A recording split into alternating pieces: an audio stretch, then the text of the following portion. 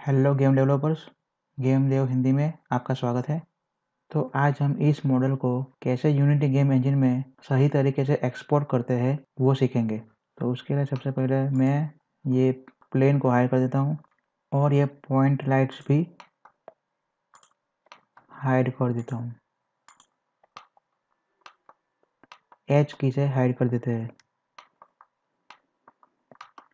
फिर ये मॉडल को सिलेक्ट कर लेते हैं और शिफ्ट डी से डुप्लीकेट कर देते हैं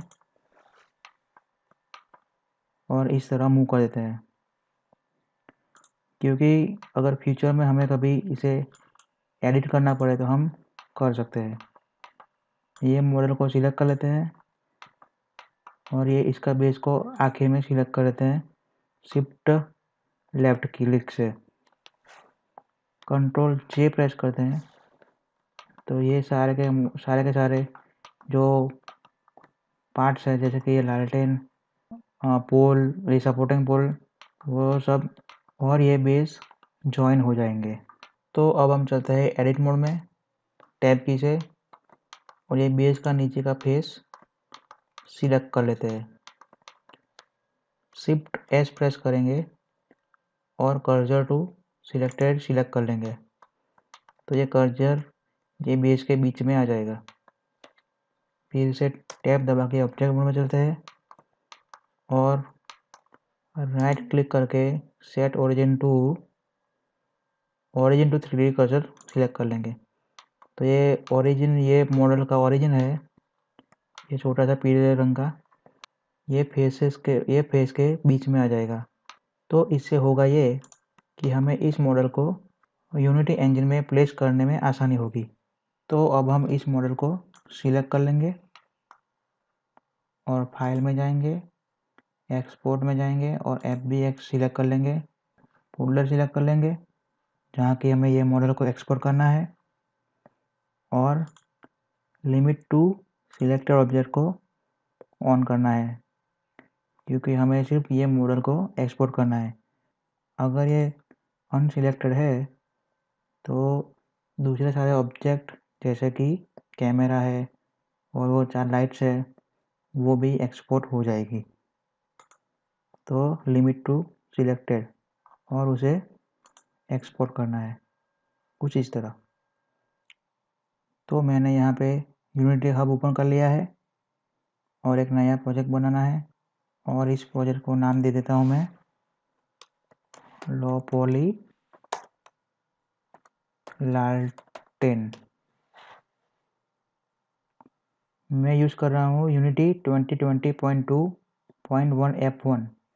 ये फिलहाल लेटेस्ट वर्जन है यूनिटी का और यूनिवर्सल रेंडर पाइपलाइन को सिलेक्ट कर लेना है। आप यहाँ से लोकेशन भी चेंज कर सकते हैं, तो मैं चेंज कर लेता हूँ और एक नया प्रोजेक्ट क्रिएट कर लेते हैं।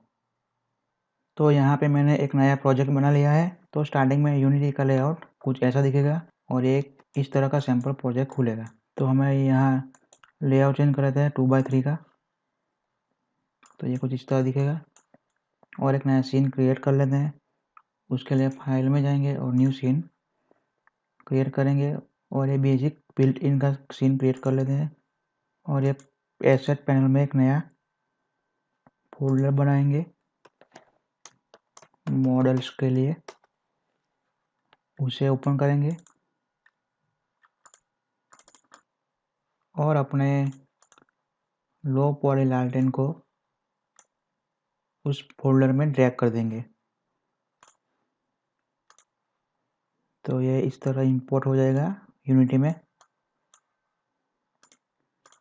और इस मॉडल को हम हाईलाइट की में इस तरह ड्रैग कर देंगे तो ये कुछ इस तरह का दिखेगा। तो ये मॉडल तो कुछ इस तरह इंपोर्ट हो गया है, लेकिन ये सही तरीके से इंपोर्ट नहीं हुआ है। जैसा कि आप देख सकते हैं ये रोटेशन -89 हो गए हैं और स्केल 100 हो गए हैं XYZ एक्सिस में, लेकिन स्केल XYZ एक्सिस में 1 होना चाहिए और रोटेशन 0 होना चाहिए। तो मैं इस रोटेशन को 0 करता हूँ तो ये मॉडल कुछ इस तरह रोटेट हो जाएगा, जो कि हमें नहीं चाहिए। तो उसके लिए हमें ब्लेंडर में एक सेटिंग को अप्लाई करना पड़ेगा। तो उसके लिए मैं फिर से ब्लेंडर में आ गया हूँ। फिर से मॉडल को सिलेक्ट कर लूँगा, फाइल में जाऊँगा, एक्सपोर्ट में जाऊँगा और FBX फाइल को सिलेक्ट कर लूँगा और लो लालटेन को रीनेम कर दूँगा 02 और सिलेक्टर ऑब्जेक्ट को सिलेक्ट कर लूँगा और अब इस बार मैं अप्लाई ट्रांसफॉर्म करूँगा और एक्सपोर्ट कर दूँगा इसे। फिर से मैं यूनिटी इंजन में आ गया हूँ और लो पॉली लालटेन 02 को मॉडल्स के फोल्डर में ड्रैग कर दूँगा। तो यह अब ये मॉडल को हायरार्की में ड्रैग करूँगा तो आप देख सकते हैं कि ये मॉडल सही तरीके से यूनिटी इंजन में इंपोर्ट हुआ है। यहाँ रोटेशन 0 है और स्केल भी एक यूनिफॉर्म है XYZ एक्सिस में। कंट्रोल S की से सीन को सेव कर लेते हैं और नाम दे देते हैं टेस्ट और ये इस मॉडल को डिलीट कर देते हैं। तो अब हम क्या करेंगे कि अब हम यूनिटी इंजन में इस सीन को लाइट करेंगे। तो उसके लिए सबसे पहले मैं एक 3D ऑब्जेक्ट में जाके प्लेन ऐड कर दूंगा और उसकी लोकेशन को रीसेट कर दूंगा कुछ इस तरह और ये डायरेक्शन लाइट को डिलीट कर दूंगा और ऐड करूंगा एक लाइट पॉइंट लाइट। तो ये कुछ इस तरह ऐड होगी और जैसा कि हमने ब्लेंडर में किया था उसी तरह इस लाइट्स को भी ये इस लालटेन के आजू बाजू में सेट कर देंगे कुछ इस तरह। यूनिटी इंजन में कंट्रोल डी से डुप्लीकेट होता है तो कंट्रोल डी प्रेस करेंगे तो ऐसे डुप्लीकेट हो जाएगा। Control D duplicate, control D, कुछ इस तरह डुप्लीकेट हो जाएंगे लाइट्स।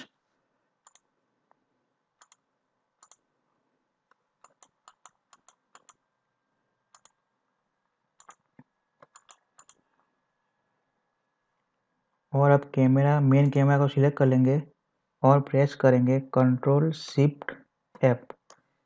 तो ये हमारे ये सीन में ये कैमरा अलाइन हो जाएगा जैसा कि आप देख सकते हैं कुछ इस तरह।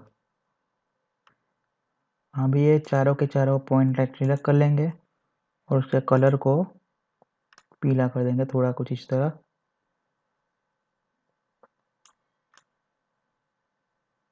हाँ ये ठीक है और रेंज को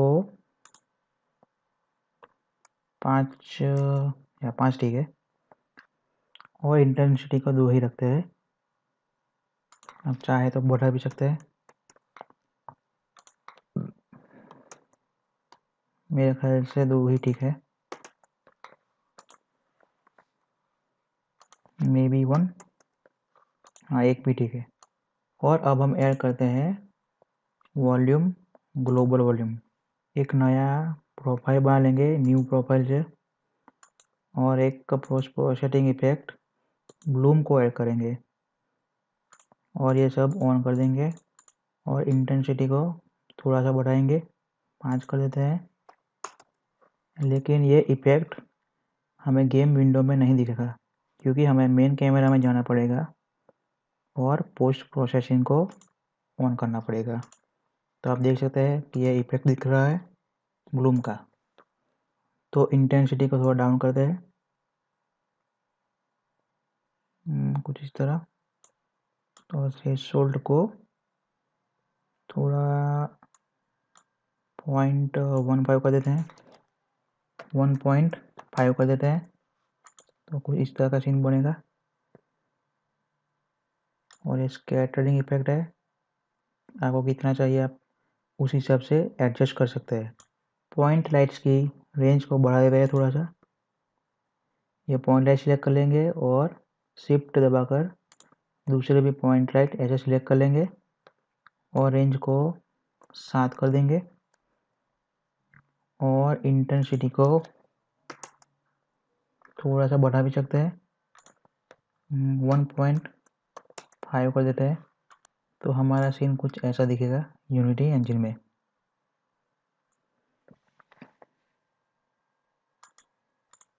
पॉइंट लाइट को थोड़ा सा कम कर देते हैं, सारे के सारे पॉइंट लाइट सिलेक्ट कर लेते हैं और 0.5 5 कर देंगे तो ये अच्छा दिखेगा।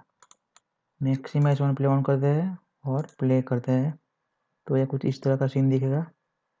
स्टेटस को देखते हैं तो ये कुछ 42-43 के FPS हमें मिलते हैं। तो आज का वीडियो मैं यहीं पे एंड करता हूँ। आपको ये वीडियो कैसा लगा वो आप हमें कमेंट सेक्शन में बता सकते हैं। अगर वीडियो अच्छा लगा तो लाइक कर दीजिए और सब्सक्राइब कर दीजिए गेम देव हिंदी को। Thanks for watching.